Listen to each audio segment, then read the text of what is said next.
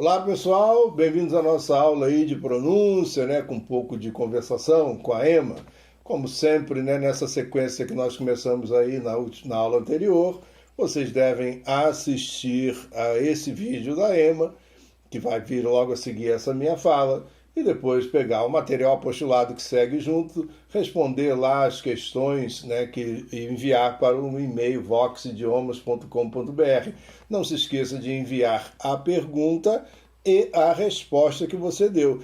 Pode fazer qualquer tipo de adaptação que vocês quiserem, assim, trocar, né, a profissão, sei lá.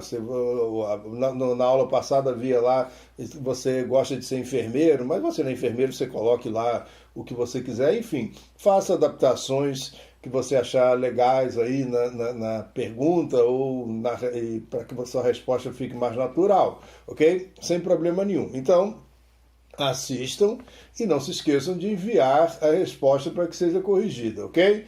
Então, até a próxima, mas não deixe de assistir agora o vídeo com a Emma. What are you doing?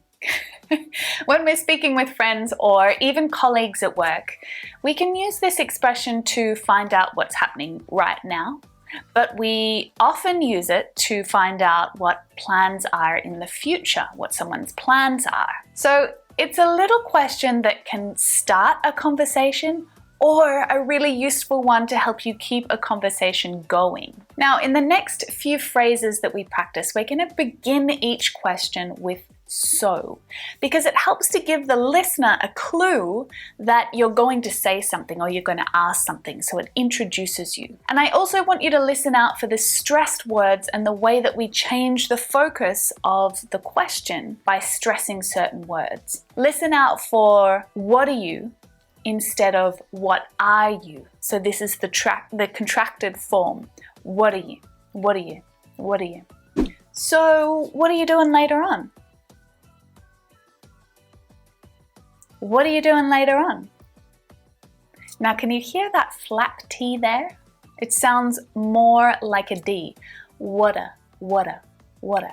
And then again, later, later.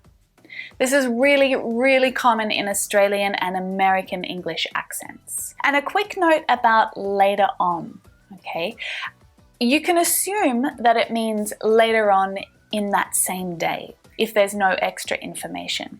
But you'll also hear people using it with longer time references as well. Later on in the week, later on in the year, okay? So it's not a specific point in time, but it's just in the future at some point. So what are you doing later on?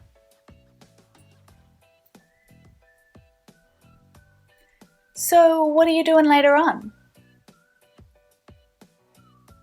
Great stuff. Let's practice some more now.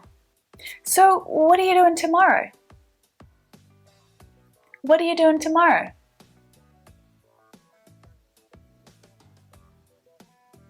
Now, push the stress, transfer the stress onto you, okay? We want to emphasize who we're talking to in a group. So, what are you doing tomorrow? So, what are you doing on the weekend? And now let's shift our emphasis back to the weekend, away from you. So, what are you doing on the weekend? So, what are you doing on the weekend? Fantastic. Nice work with the stress. All right, last set now. So, what are you guys doing over summer? So, what are you guys doing over summer? And again, let's move the stress back to the subject, you guys. So, what are you guys doing over the summer? Top stuff. Let's keep going.